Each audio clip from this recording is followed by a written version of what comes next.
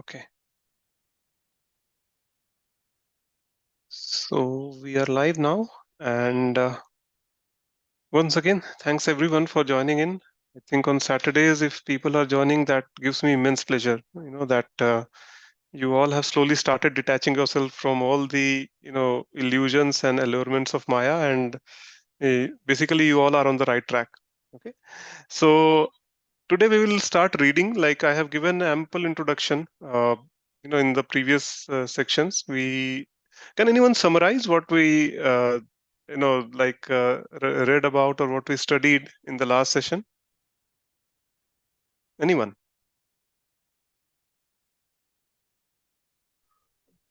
About Prakriti and Yes, the three types of energies. correct.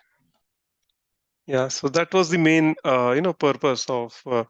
So Prakriti is one of the core topics, which Bhagavad Gita deals. Bhagavad Gita actually deals with five topics, Ishvara, the controller, Jiva, the controlled, then there is Prakriti, which is the material nature. In Bhagavad Gita, we'll speak more about the material nature, right? Because the whole focus is on how to get, past this material contamination. Okay, so the we had studied that there are three types of Prakriti: the superior or the spiritual energy, then there is inferior or the material energy, and then there is a marginal energy, right?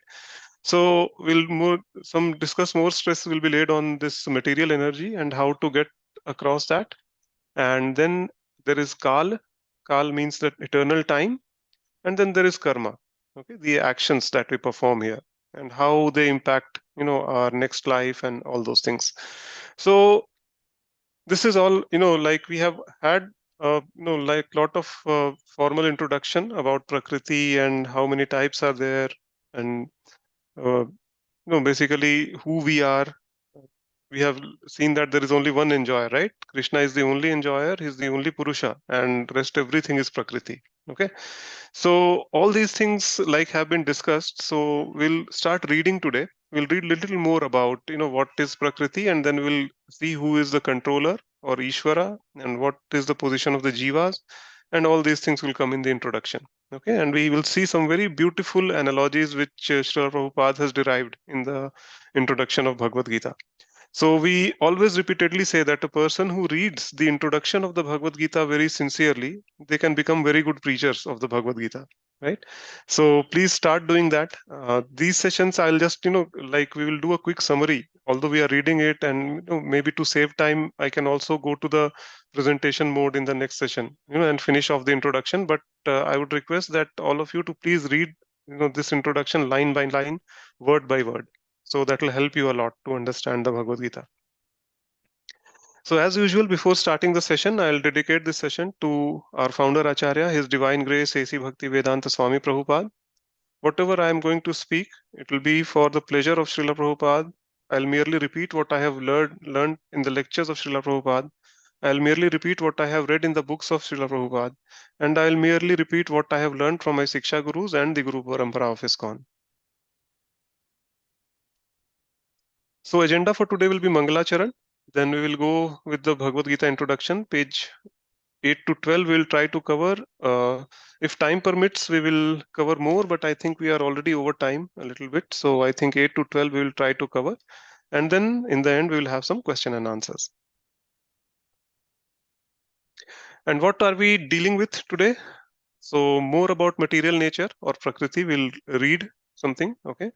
Then Ishvara and Jiva, then karma, and the consciousness and supreme consciousness. So these will be the core topics for today. Before we proceed, I would like to ask, like, how many of you are in front of a screen which is, like a kind of comfortable for you to read, either a big screen or maybe a laptop? Okay, Sunil Prabhu is there. Anyone else? Okay, Ishita Mataji is there. Very nice. Ivana Mataji is also there. Very good. Okay, right. So we have some readers here. So we will continue, okay, in that way. Okay. Mm,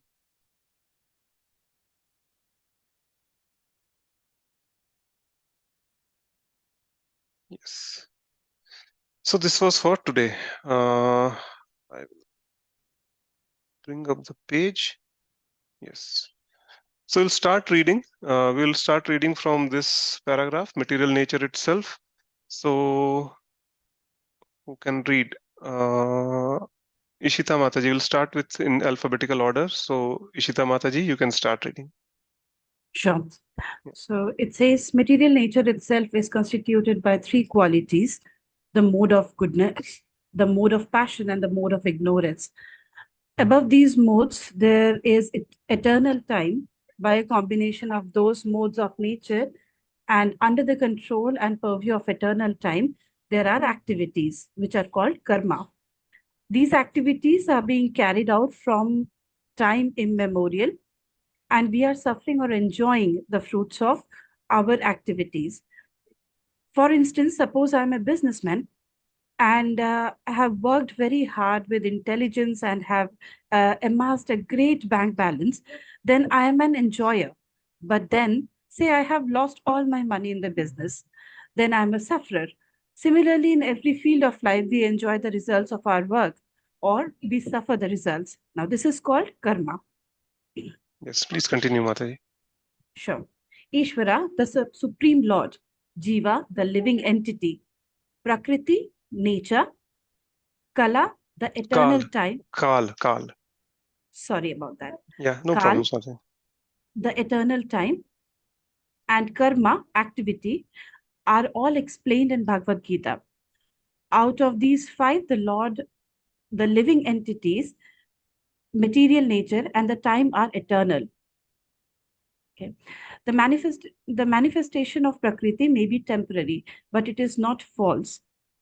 Some philosophers say that the manifestation of material nature is false, but according to philosophy of Bhagavad Gita, or according to the philosophy of Vaishnavas, this is not so.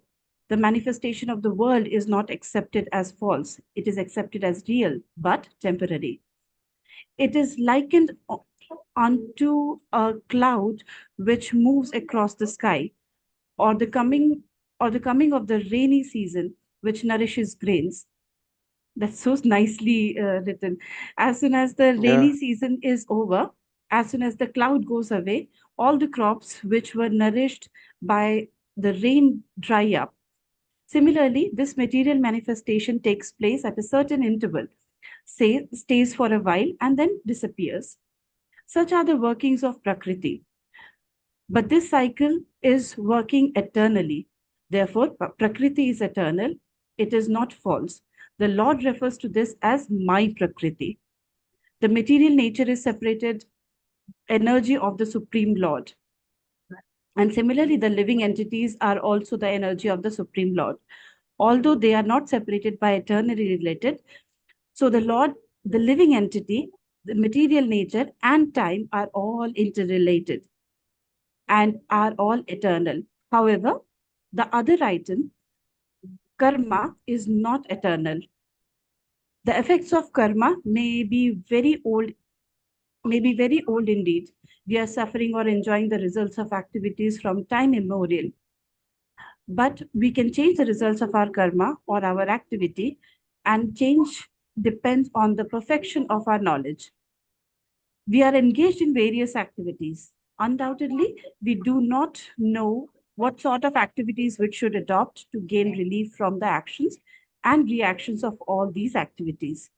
But this is also explained in the Bhagavad Gita. yes, that should be fine, Mataji. So yeah, as you have very nicely appreciated that this is how Srila Prabhupada explains. So he is the best preacher, basically, right? And very nicely he has explained that out of the five subject matters which the Bhagavad Gita deals with, which is the Ishvara or the Lord, then Jiva or the living entity, Prakriti, the material nature, Kal, the eternal time, and Karma, the activity. Out of this, the first four, okay, the Supreme Lord, living entity, material nature, and eternal time, these are, like eternal, okay, and they are there since time immemorial, right? But karma is something which is actually varying. Okay, so a lot of times questions are asked, basically, for especially the new people who come to ISKCON, that if everything is pre-decided in life, okay, then why should we perform bhakti, right? So here is the answer. We will see in much more detail when we read the Bhagavad Gita that everything is not pre-decided. Okay, whatever we are doing here, if we are enjoying or if we are suffering, okay, that is not destiny. That is actually the resultants of our good karma and bad karma. Okay, so first of all, nothing is basically coincidental or nothing is pre-decided as such. I mean, some things are pre-decided, but the junction points in the life, that many almost every day in your life you reach a particular junction point, whether to do this or whether to do that, right? Those things are not decided. Till that junction point you have that free will to take a call. Okay, and based on what call you take, your further karma is decided, and the subsequently the future is decided, whether you will suffer for a bad karma or whether you will suffer for the good karma, right? So in that sense, karma is not eternal. Okay, it keeps on changing from time to time, and then we are constantly suffering or enjoying the results of our karma. Okay, it's a very deep topic. Basically, karma actually, we can take a separate session on that, but let's start first the introduction, and then we'll, if time permits, someday I can take a session on karma also. Okay, so yeah, very nicely explained. I think, yeah, this was the main crux of this whole thing. And yeah, everything else, as Prabhupada mentions here, is basically constant, right? I mean, eternal, not constant, it's just eternal. And then we will go with Ivana Mataji. You can start reading from here, the next two paragraphs. Okay, Prabhuji. The position of the Ishvara, the Supreme Lord, is that of Supreme Consciousness.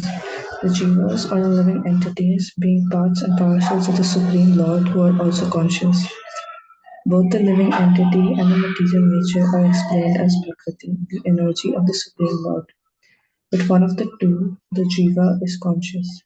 The other, Prakriti, is not conscious. That is the difference. Therefore, Jiva Prakriti is called superior because the Jiva has consciousness which is similar to the Lord's. The Lord's supreme consciousness, however, and one should not claim that the Jiva, the living entity, is also supremely conscious. The living being cannot be supremely conscious at any stage of his perfection, and the theory that he can be is a misleading theory. Conscious he may be, that he is not perfectly or supremely conscious. The distinction between Jiva and Ishvara will be explained in the 13th chapter of the Bhagavad Gita. The Lord is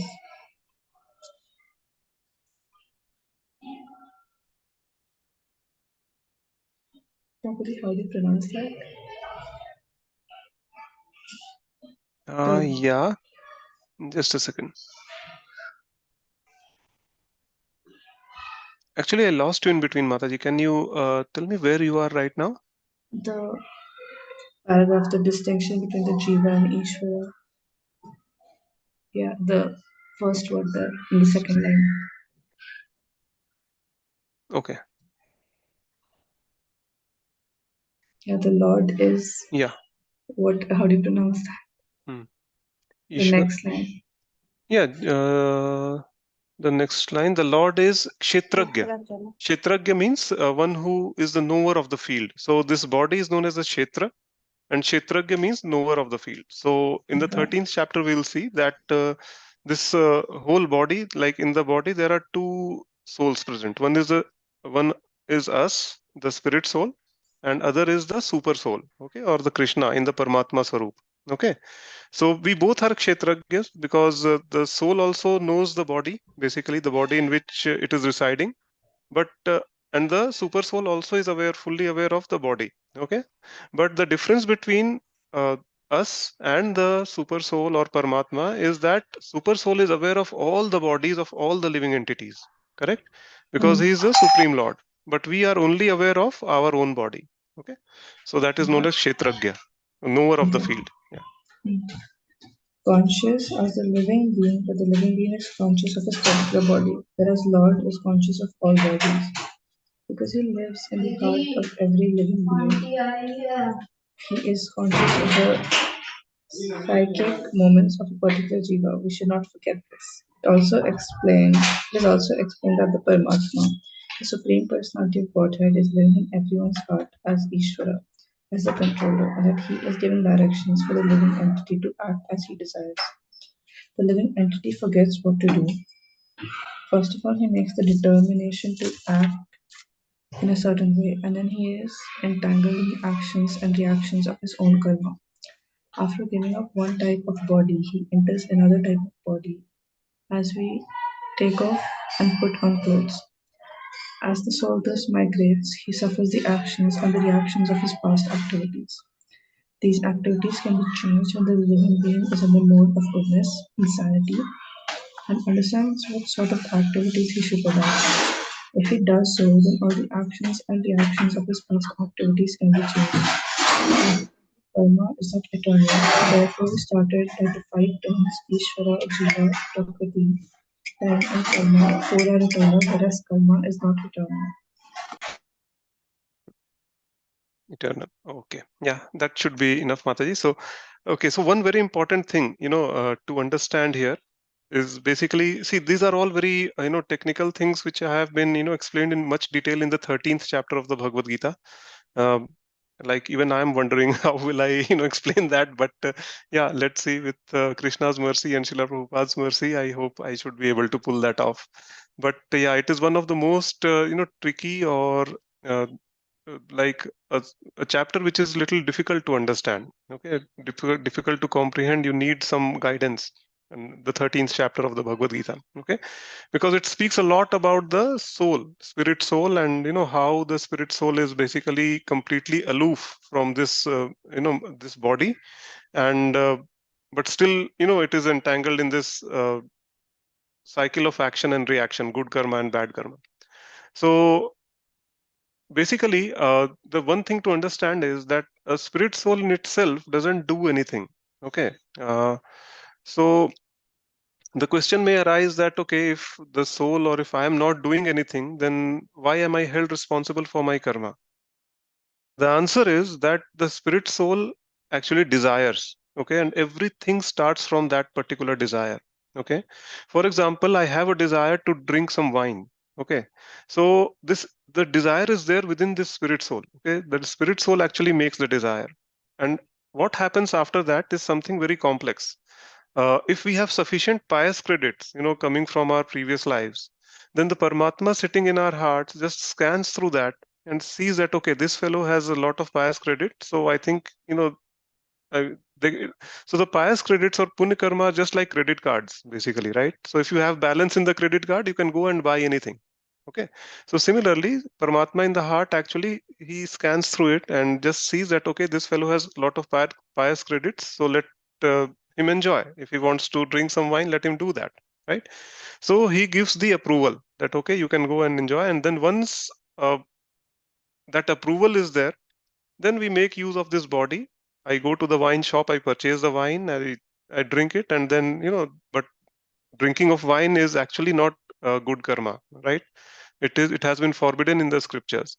So the resultant reaction will come to me, okay, as a bad karma, and then I'll have to suffer for that in near future. Okay, so this is how this complex cycle is. As I said, that it's much more complex. We can have a separate session on this, but this was just to give an introduction that how everything works actually. Okay, so everything, like, since all of you are into this spiritual path now, so now that okay, that everything is being scrutinized by the super soul or the Paramatma who is situated in our heart.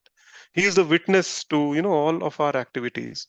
So now, from now onwards, just make sure that, be very cognizant of what you are doing, what you are saying, what you are eating, okay, how you are behaving with others, all these things. Because each and everything actually counts. And at the end of the day, you will be either punished or rewarded for your own activities. We all will be held responsible. Why? Because everything starts with a desire, the desire of the of the spirit soul. Okay, so this is something which is very, very important to understand. So just keep that in mind. If you have a notebook with you, please take a note of it. Okay, next we'll go with Sunil Prabhu. You can read from here the next 2 paragraphs. The Supreme Conscious Ishwar is similar to the living entity in 2 ways. Both the consciousness of the Lord and that of the living entity are transcendental. It is not the consciousness in general by the association of matter. That is a mistaken idea. The theory that consciousness develops under certain circumstances of material combination is not accepted in the Bhagavad Gita. Consciousness may be pervertedly reflected by the covering of material circumstances, just as light reflected through colored glass may appear to be in certain color, but the consciousness of the Lord is not materially affected. Lord Krishna says,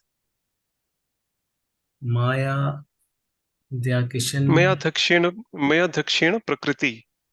Maya Dakshina Prakriti. Maya Dhakshena Prakriti. When he descends into the material universe, his consciousness is not materially affected. If he were so affected, he would be unfit to speak on the transcendental matters as he does in the Bhagavad Gita. One cannot say anything about the transcendental word without being free from the material contamination consciousness. So the Lord is not materially contaminated. Our consciousness at the present moment, however, is materially contaminated. The Bhagavad Gita teaches that we have to purify this material contaminated consciousness. In the pure consciousness, our actions will be devoted to the will of the Ishwar, and that will make us Dovetailed. happy. Sorry for that. That will make us happy. It is not that we have to cease all activities. Rather, our activities are to be purified, and the purified activities are called bhakti. Activities in bhakti appear to be like ordinary activities, but they are not contaminated. An ignorant person may see that devotees is acting and working like an ordinary man. Such a person will be a poor fund of knowledge. With a poor fund of knowledge, does not know that the activities of a devotees or of the Lord are not contaminated by impure consciousness or matter. These are transcendental, and these three modes of nature, transcendental to the three modes of nature. We should know, however, that at this point our consciousness is contaminated.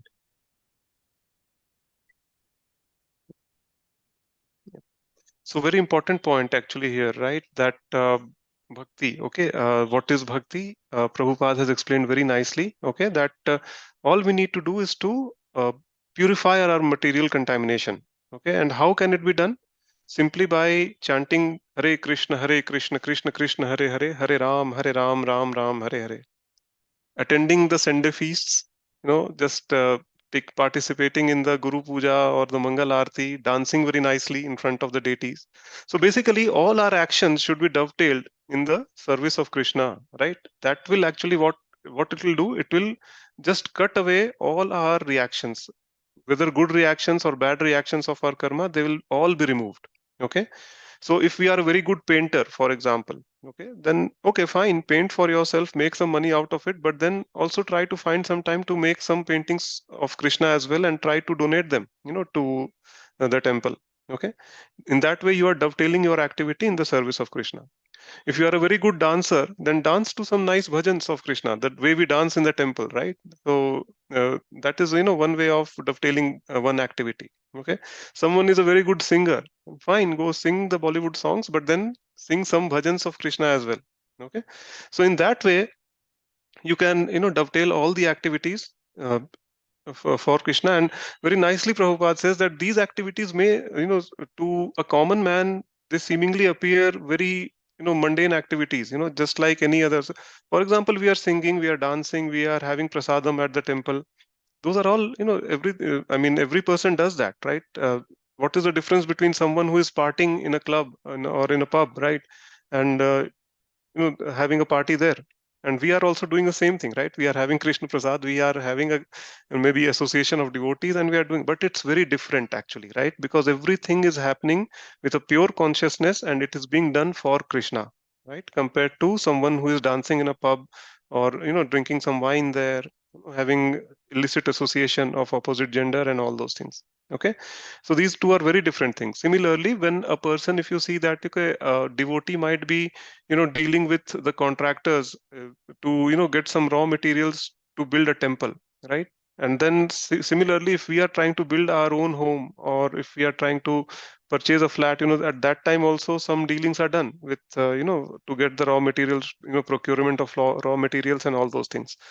But these two are very different activities, although the actions are same, right? We are dealing with the contractors, we are purchasing the raw materials, but a devotee who is doing that to construct a temple for Krishna is basically, that activity is very much purified, right? And he is not entangled in the good karma and bad karma, associated with that particular dealing. Okay, but that is not the case with an ordinary man who is trying to build his or her own house, basically. Okay, so this is what bhakti is, basically dovetailing each and every single activity in the service of Krishna. And it's very simple. We just need to apply our mind. Okay, if our consciousness is such that, okay, what can I do for Krishna so that he becomes happy? Okay, with this activity, you'll there are ways, basically, right? Some examples I've cited, right? If you are a painter, then, or any artist for that matter, dedicate some time for Krishna.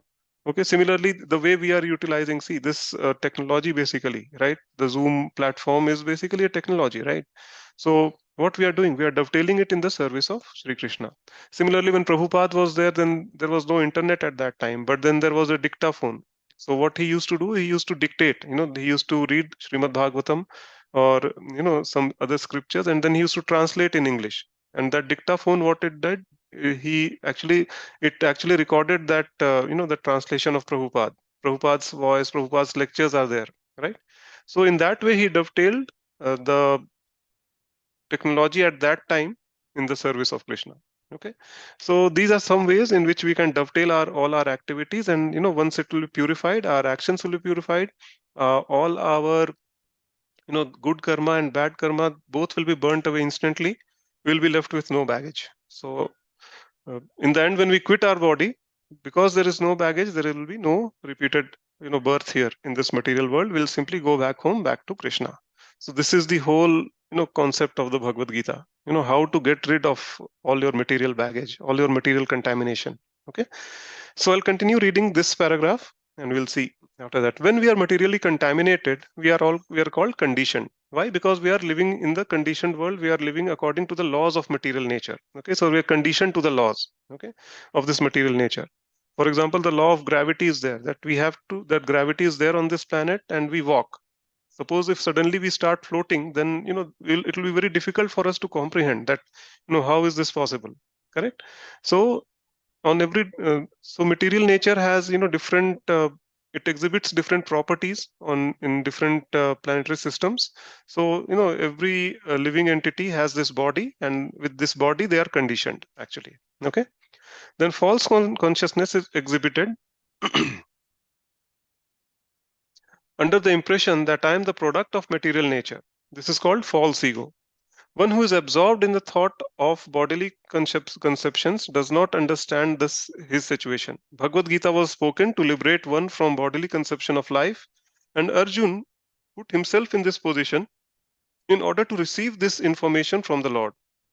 One must become free from the bodily conception of life. That is preliminary activity for a transcendentalist. One who wants to become free, who wants to become liberated, must first of all learn that he is not this material body. So, this is what we learned in the first session. We are not the body, we are the spirit soul. And with practice and detachment, actually, slowly, what will happen? That we will actually start implementing this in our real life. Okay, we'll start seeing the things the way they are. Okay? Right now, we are all conditioned. We are all illusioned by Maya, and there is a big curtain of Maya actually hanging in front of us. So we are not able to see the things the way they are. Right? But with gradual practice and detachment, it actually happens. So mukti or liberation means freedom from material consciousness. In the Srimad Bhagavatam also, the definition of liberation is given. Muktir hitvan yatha rupam sarva rupena vyavasthiti. Mukti means liberation from contaminated consciousness of this material world and situation in pure consciousness. All the instructions in the Bhagavad Gita are intended to awaken this pure consciousness, and therefore we find the last stage of Gita's instructions that Krishna is asking Arjun whether he is now purified consciousness. Purified consciousness means acting in accordance with instructions of the Lord. This is the whole sum and substance of purified consciousness. Consciousness is already there, but because we are part and parcel of Lord, but consciousness is already there because we are part and parcel of the Lord, but for us there is an affinity of being affected by the inferior modes. But the Lord, being the supreme, is never affected. That is the difference between Supreme Lord and the small individual souls. So I think, yeah, this is pretty clear. I would request all of you to please note down if you have any questions. We'll take all the questions towards the end of the session. Okay. So, anyone else would like to read? If not, then I'll go to Ishita Mataji again. But anyone else? I see Vasavi Mataji is there, Bhashpati Mataji is there. Okay, Shyam Sundar, Sridevi Mataji. Okay, okay. Sure, Mataji, please go ahead. So what we will, you start from here, consciousness. Can you hear me? Yes, now I can. What is consciousness? This consciousness is I am. Then what am I? In contained consciousness, I am means I am Lord of all I survey. I am enjoyer. The world revolves because every living being thinks that he is the Lord and creator of the material world. Material consciousness has two psychic divisions. One is that I am the creator, and other is that I am the enjoyer. But actually, the Supreme Lord is both the creator and the enjoyer. And the living entity, being part and parcel of the Supreme Lord, is neither the creator nor the enjoyer, but a cooperator. He is the created and the enjoyed. For instance, a part of a machine cooperates with the whole machine. A part of the body cooperates. Sorry, I am Yeah, it's okay. the Yeah. same. Okay. Hmm. The hands, legs, eyes, and so on are all parts of the body, but they are not actually the enjoyers. The stomach is the enjoyer. The legs move. The hands supply food. The teeth chew, and all parts of the body are engaged in satisfying the stomach because the stomach is the principal factor that nourishes the body's organization. Therefore, everything is given into the stomach. One nourishes the tree by watering its root, and one nourishes the body by feeding the stomach. For it, the body is to kept in healthy state, then the parts of the body must cooperate to feed the stomach Similarly, the Supreme Lord, the Enjoyer and the Creator, we as subordinate living beings are meant to cooperate to satisfy Him. This cooperation will actually help us, just as food taken by the stomach will help all other parts of the body. If the fingers of the hand think that they should take the food themselves instead of giving it to the stomach, then they will be frustrated. The central figure of the creation and of the enjoyment is the Supreme Lord, and the living entities are cooperators. By cooperation, they enjoy. The relation is also like that of the master and the servant. If master is fully satisfied, then the servant is satisfied. Similarly, the Supreme Lord should be satisfied, although the tendency to become the creator and the tendency to enjoy the material world are there also in the living entities, because these tendencies are there in the Supreme Lord who has created the manifested cosmic world. Yes. Thank you so much, Mataji. Yeah, so again, very nicely explained. So many beautiful analogies Srila Prabhupada actually cites, right? And one very important fact, like he has put forward, is that if we water the root of the plant or we just supply food to the stomach, the whole body is nourished. Okay, so for my hand to be nourished properly, or in order to my legs to be nourished properly, what we need to do, we need to supply food to the stomach, right? Now if the hand thinks that, okay, I will not supply food to the stomach, then what will happen? I mean, the whole body will actually suffer for that, including the hand, right? If this thumb of my hand decides that, okay, I want to detach myself from the body, I don't want to stay in this body, what's going to happen? After 2 or 3 days, maybe 5 days, this thumb will wither away and it will die, right? And this body, on the other hand, will always miss the presence of this thumb, okay, as long as it is there. Okay, that exactly is the case with us, actually. Okay, we are part and parcels of Krishna, so our Jiver Swarup hoy Krishner Nityadas. Okay, we are the eternal loving servants of Krishna. We are the cooperators, as what Srila Prabhupada is saying here.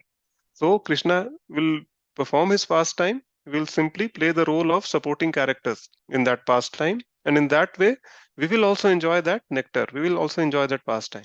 Okay. One another very nice example which comes in my mind is that, suppose there is a driver. Okay. Maybe he's a driver of a, say, very rich businessman or someone. Okay. And say businessman enters into the car and says that, okay yaar, chalo, I have to go at this place, and it's a very hot day, so he just, like, enters into the car and asks the driver to switch on the AC. Okay. And play some nice music in the car. So what will happen, like, the driver, he does is that he simply follows the orders of the master, right? He just switches on the AC and then plugs in the nice music. So now just see what happens. The driver is doing this for the satisfaction of the master. Okay. But when the AC starts running, it will provide the same comfort to the driver as well, right? On a hot day, correct? AC will not discriminate that, okay, no, I am only supposed to, like, provide a good, comfortable environment to the master, and you are a driver, so I'll not do that to you. No, right? It's not like that. Okay. Similarly, a good music which is playing in the car will soothe the mind of the driver as well. Okay. So in the same way, if we simply try to satisfy Krishna, we all will also be satisfied. Our senses will also be satisfied. Okay. Everything else will fall into place.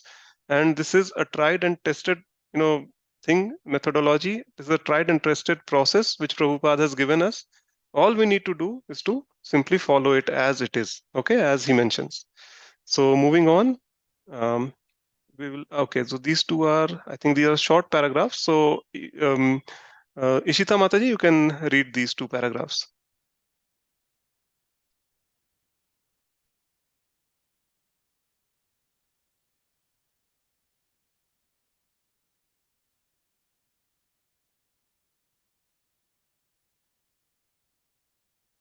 Okay, I think Ishita Mataji has left. Okay. Ivana Mataji, would you like to read the two paragraphs? Sure, Prabhuji. Yep. We shall find, therefore, in this Bhagavad Gita that the complete whole is compromised of the Supreme Controller. We control living entities, the cosmic manifestations, eternal time, and karma, their activities, and all of these are explained in this text. All of these, taken completely, form the complete whole, and the complete whole is called the Supreme Absolute Truth. The complete whole and the complete absolute truth are the complete personality of Godhead, Sri Krishna.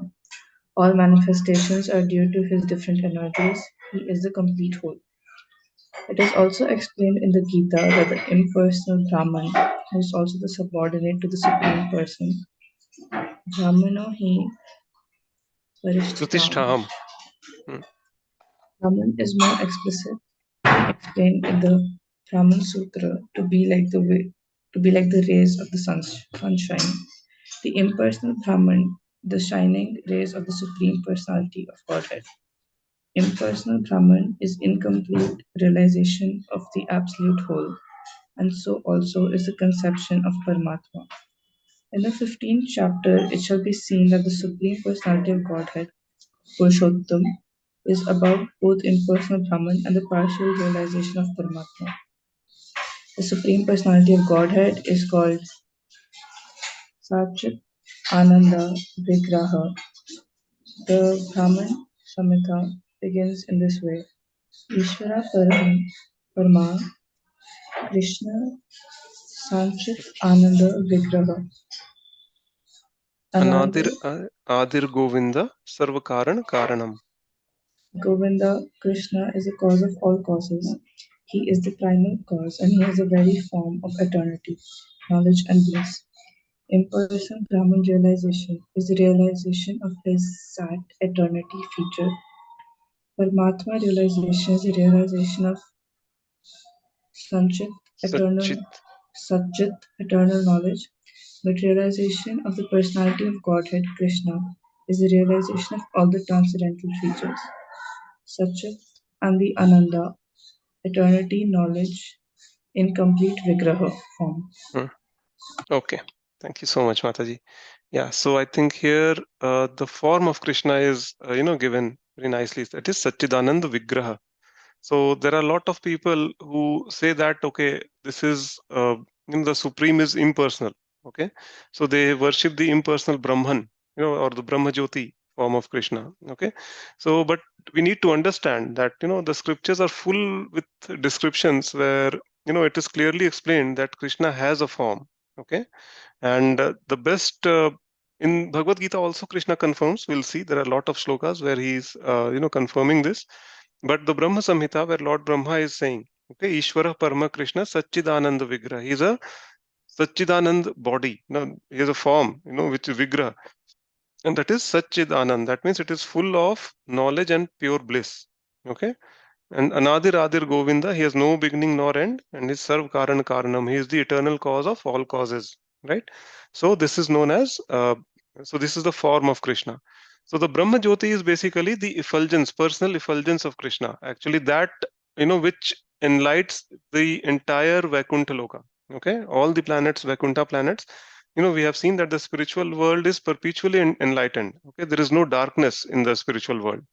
So that is because Krishna himself is present there, and the effulgence of Krishna or the Brahma Jyoti is actually enlightening the entire spiritual world basically. Okay, so this was about Krishna's form. Then we'll just take one more paragraph, and then I'll start. I'll just open the stage for questions. The complete whole, the personality of Godhead, has immense potencies. Prayasa Shaktir Vividheva Suryate. How Krishna is acting in different potencies is also explained in the Bhagavad Gita. This phenomenal world or the material world in which we are placed is so complete in itself because the 24 elements of which this material universe is a temporary manifestation, according to Sankhya philosophy, are completely adjusted to produce complete resources which are necessary for the maintenance and subsistence of this universe. There is nothing extraneous, nor there is anything necessary, nor there is anything needed. This manifestation has its own time fixed by energy of the supreme whole. And then when this time is complete, these temporary manifestations will be annihilated by the complete arrangement of the complete. There is complete facility for all small complete units, namely living entities, to realize the complete, and all sorts of incompleteness are experienced due to incomplete knowledge of the complete. So Bhagavad Gita contains the complete knowledge of the Vedic wisdom. Okay. So what this particular paragraph says is that Krishna is complete. Okay, and everything pertaining to Krishna is also complete. Okay, this material universe actually comes into existence like it is first non-existent, then it comes into existence, stays there for a while, and then it is again annihilated. Once the time is over. Okay, but during this small time where this material nature is manifest, right? All the living entities are put into this material nature, and they have been given a complete arrangement to realize the complete. That means to realize Krishna basically. Okay, especially in this human form of life, right? This is very rare, and this is a wonderful opportunity to actually practice bhakti and to realize Krishna, and to come to terms with the full knowledge basically. Okay, so we should all I mean, we should not waste our lives basically in all the mundane activities that we are doing in our day to day life. Okay, uh, the goal of this human life is to like to understand self realization, to know more about Krishna. Okay, athatu brahma jigyasa, right? That who am I, who is God, what is my relationship with God, all these questions we should try to answer. And yes, side by side you keep on doing whatever you do in your day to day life. It doesn't mean that you have to give up everything, leave your house, become a sannyasi. No, that is especially not recommended in the age of Kali Yuga, or until and unless you are a very determined person to do that, you should not be doing that. Okay, because Maya is way too strong. She will simply attract you back, and once you fall from that position, then it's considered very abominable actually. Okay, so yes, please continue. Like if you are a householder, continue to be a householder. Okay, there is no harm in being a householder. Raja Janak Maharaj, who was the father of Mother Sita, he was a householder.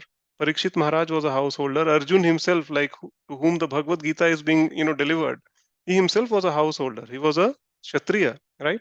And what happened after he got the knowledge of the Bhagavad Gita? He remained a Kshatriya, right? He didn't abandon anything and went to forest and immersed himself in deep meditation. No, he didn't do that, right? So keep doing all these things, no problems there, but find some time for these devotional services, devotional practices as well. Okay, spend some time in God realization as well. Okay, so with that, I would like to conclude today's session. If there are any questions, I would like to take them now. Maybe 15-20 minutes we have. So we would just, or any realizations that, something good that you liked in this session, something new that you understood. Okay, Sunil Prabhu has raised his hand. Prabhu, please go ahead. If possible, you can turn on your video, Prabhu, so that everyone can have your darshan. Prabhuji, I have a question, Yeah. not for realization. Mhm. Tell me.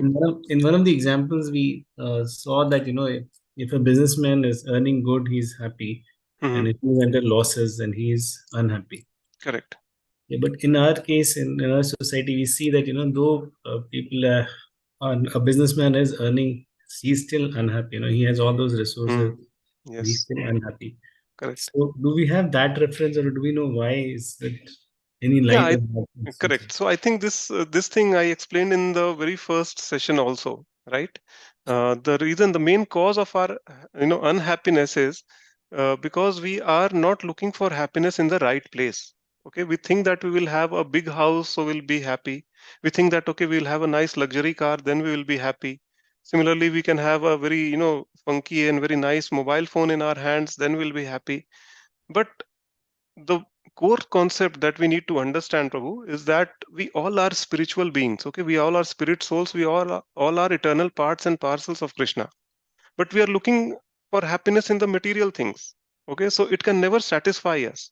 Okay, the only thing that can satisfy us is Krishna. Okay, if we dovetail all our activities in the service of Krishna. Okay, since we are spirit souls, we can gain happiness only when we serve the Supreme Spirit. Okay, who is the Krishna. Okay, we are eternal part and parcels of Krishna. So in that way, if we are dovetailing all our activities in the service of Krishna, then definitely we will be happy actually after that. So did I answer your question, Prabhu?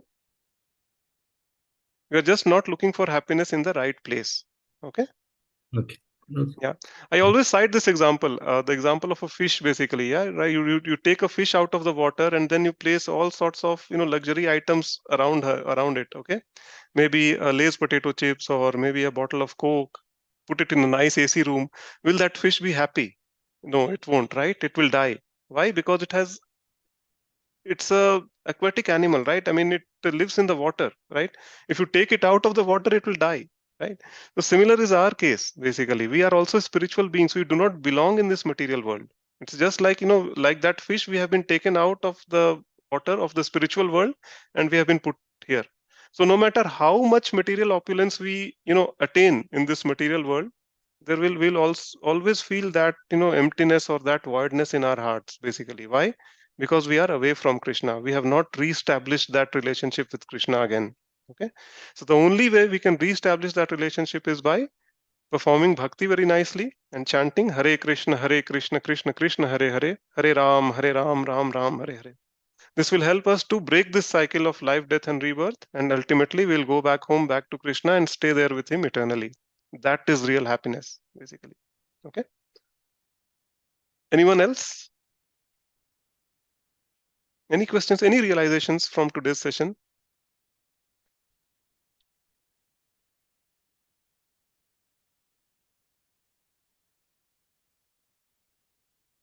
Okay, if not, then Bhashwati Mataji, can you try to speak something? We'll see if we are able to hear you or not.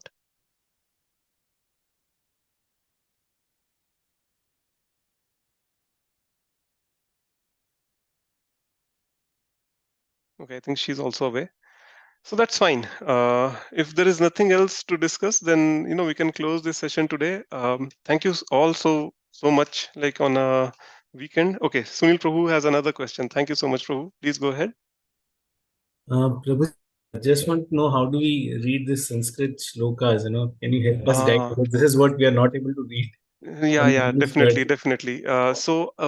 The thing is, actually, you know what? Even I struggle with this English part. Okay, if I I have to read Sanskrit in this English script, then even I struggle with that. But I have a very nice reference. Okay, it's basically reference from the Wikipedia. So what you see here, okay, like for example, there is a small matra on top of S. Okay, then you have a matra on top of U, right? So how do you pronounce that? Okay, so like if you have a command over these things, okay, you know what this matra means actually in this English alphabets, then I think it will be much easier for you to comprehend this entire Sanskrit language. But yes, Sanskrit, like unfortunately, we have lost touch with Sanskrit. It is called as a language of the demigods, okay, or even the language of the gods, basically, right? uh, so even in the higher planetary systems, the language which is spoken is Sanskrit. So we were very fortunate to be born in a land of India where all these things are there available for us, but sadly we have been losing touch with all of these. Okay, so what I'm going to do is that I will circulate one nice Wikipedia reference where you will get all the ways to pronounce these matras, and this entire Sanskrit will be explained in English basically. Okay, so that I can do. Yeah, thank you so much, Prabhu, for highlighting this. I think a lot of people struggle with this shloka pronunciation, and it's very good that we try to get some expertise at least in reciting the shlokas. And let me tell you one thing, that Bhagavad Gita, like the shlokas, it contains around 700 shlokas. In the Bhagavad Gita, there are 700 shlokas, and they are considered to be the easiest ones, basically, right? Because it has been written in such a way that it is easily spoken or pronounced by the common man, common people, basically. Okay, so other scriptures, if you read Srimad Bhagavatam, if you read, or any other scripture, Brahma Samhita, if you read, right? I mean, those are really tough ones, actually. So, yes, I'll just circulate this and Prabhuji, is yeah. there any place where they are written in Sanskrit I can read? Because if I look here, there's no Hindi Yeah, so translation yeah, this database is there. basically, yeah, this is basic. Even I feel that way, Prabhu. But since once we start the shlokas in the Bhagavad Gita, okay, so I'll just show you one reference. Let me show you. Once we start the shlokas, then I think you will get both of them. Okay, say for example, chapter 1. If I go to text 1, so first the Sanskrit is there. I mean, the Devanagari script is there, and then in English, the same shloka is there, and then we'll see. Okay. But if the references, if you're reading the purport, then in the purport, I think if you have an English Bhagavad Gita, then everything will be in English. So for that, you will have to refer to the Hindi thing. But anyways, I think this should be good enough, right? I mean, this way, Yes, whatever we are comfortable. Yeah. this should be good enough. At least we Hmm. can see in Hindi, Correct. and maybe Yeah. we can see in Sanskrit and go and do that. Yes.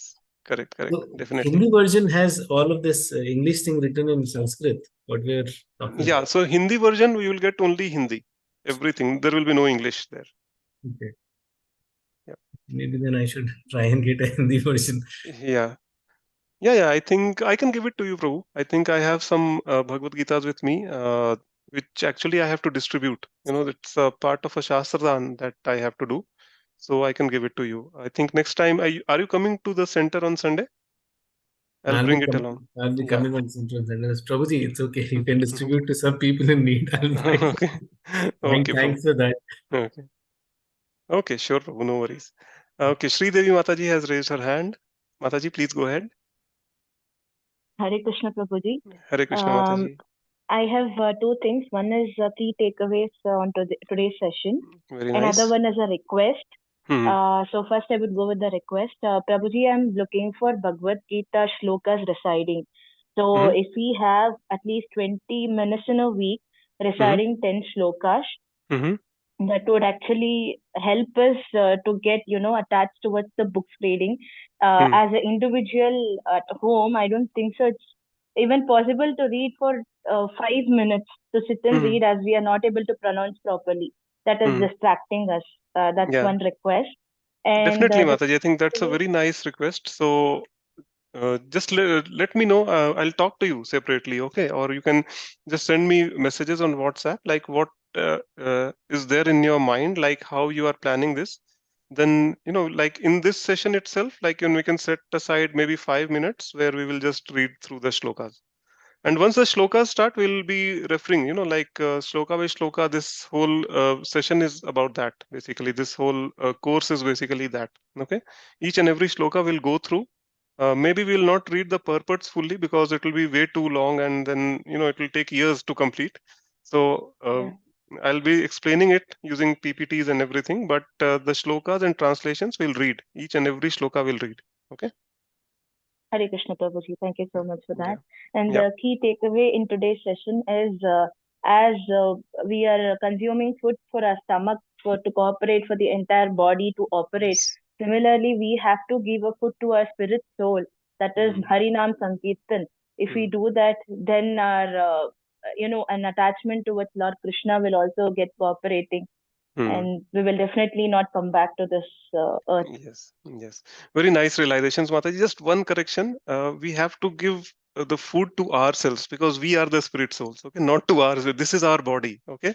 This conception has to be very clear. This is a very fundamental, okay?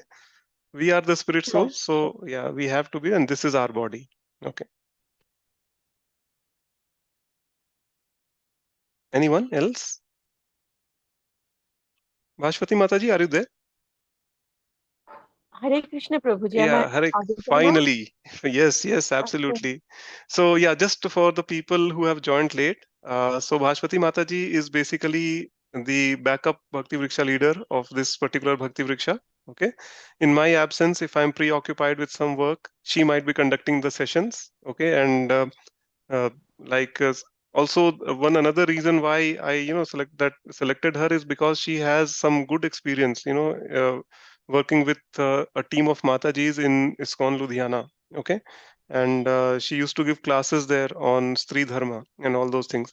And since this particular Bhakti Vriksha, again, even the new members I see are predominantly Matajis only here.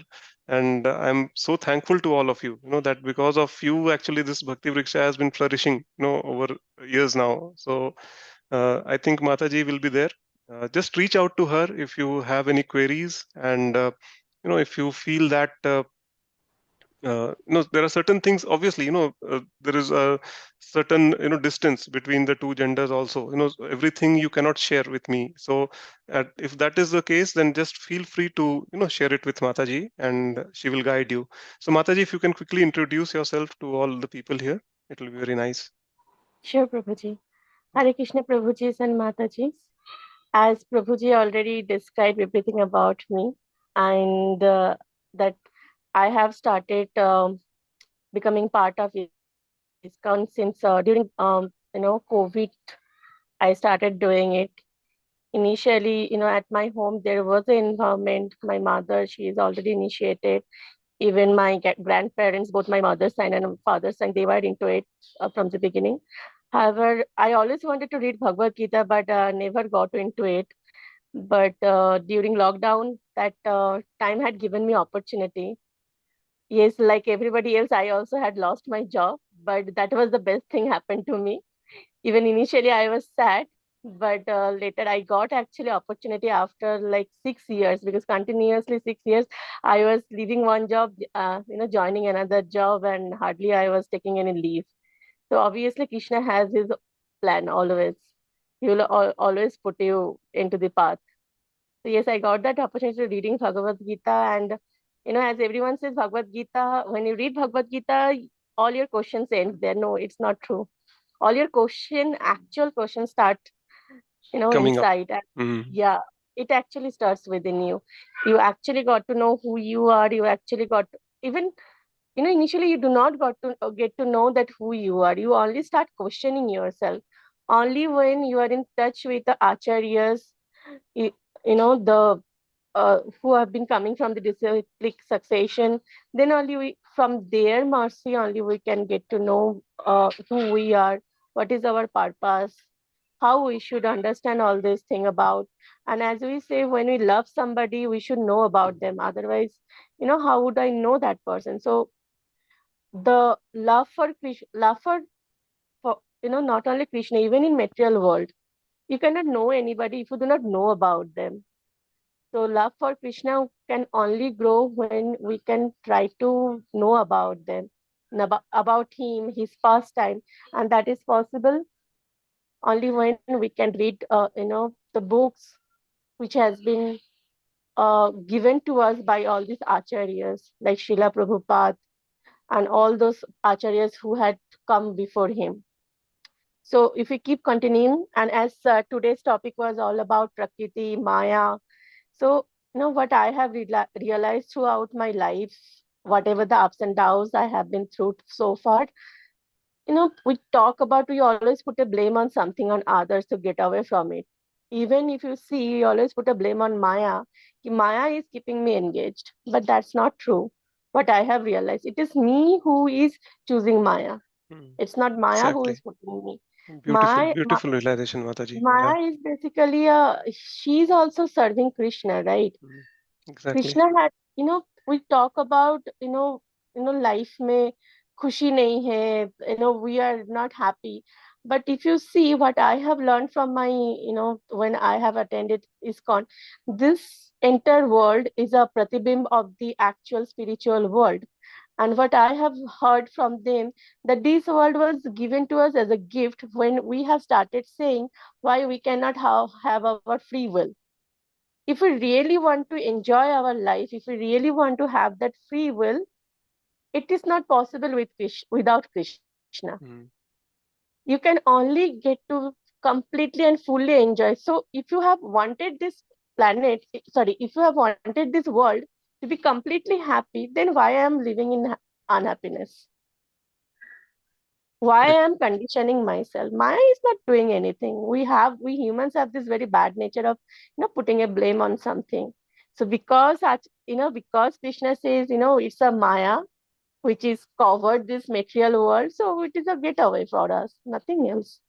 Yeah. Your Very. spouse, your children, your friends, the bad situation of your life, nothing is holding you back. Hmm. Every emotion, feelings, we are creating inside. We are Exactly. only giving it to Maya. Maya is not doing anything. Hmm. If we have to walk on the path, there will be a hurdle, there will be a stone, so we will hit by this stone, but we cannot stop walking. Hmm. Similarly, Correct. if we do not understand who is Krishna, how would you understand ourselves? Because Hmm. in Bhagavad Gita it says we are part and parcel of Krishna. Right. So you know if we say like this is our material body, right? And if I go by the material science, we say that some of the gene and the nature we adopt from our parents, right? So what to talk about our spiritual self? This is Hmm. I is him only, right? From him I Hmm. am coming. So Correct. if I am his part and parcel of him, then how would I act properly if I do not know who he is? Hmm. If I know who is my spirit, the spirit soul's parent is, and how he acts, how he talks, and how he, makes decision, how his qualities are, then I would know what is my qualities as well, right? I will not be fulfilling 100% of my parents' qualities, right? I'll take bits and pieces. So similarly, everything which is there in Krishna, we also have it being there, being his, creation. So if we do not know about our parents, then how would we know about ourselves? So it is very Hmm. important to, not living the life on your terms. It is very easy, it's a cool word we say, let us live our life in our own terms. Hmm. That's how you can conquer the world. But first we should know what are the terms are. Yes. We cannot just create in imagination, right? By the Hmm. fluke, we cannot create those terms. There is a terms, definitely you would live by those terms. But let's learn about those terms. And those terms, I believe we can get it from the acharyas. Those terms we can get it from the very beautiful book of Bhagavad Gita. It is part of Upanishad, like all the extraction of Upanishad is there in this Bhagavad Gita. We do not have to go to the multiple Upanishad and learn about our life. Let's just read Bhagavad Gita as the these elders, the senior devotee says, let's contemplate on what it is written, and let's even if we cannot 100% execute in our life, at least even if we do 5 to 10%, that will also make our life fulfill. as I understood Yes. so far. Yep. Thank you, Very, Prabhuji. yeah, Hare very Krishna. beautiful understanding, Mataji. I think I was just listening in a very mesmerized way. Thank you so much. So, yes, so that was Bhashwati Mataji for you. And yeah, she's a very reachable, very approachable person, especially for Matajis. I think, please feel free to reach out to her, build a nice rapport with her. And yeah, I think it's a family. We are growing. Just one humble request to all of you before we wrap up. Try to spread the word. Okay, spread it across your friends, family. Try to bring in as many people as possible. Okay, that is what we are looking for, because we see that hardly few people are interested. In a WhatsApp group, you see there are around 70 people. Okay, take out some senior members, take out some volunteers from that. It will bring us down to maybe what, 55. But out of 55, how many are coming in the sessions? Hardly 10, 15, 20, maybe 22 max, right? So other 30 are just not, okay, pre-may they will be getting a recording. So, some of them will watch, some of them will not even, take the trouble of doing that as well, right? So just our job is to constantly, preach this message and keep looking for sincere people, try to bring them in, and this is how we will grow. Okay. So on that note, I will just I'll just end this session today, and we'll meet again next time, and we'll see. Like, just let me know if you want to continue reading, line by line, or shall I finish this for through a PPT or something. Okay.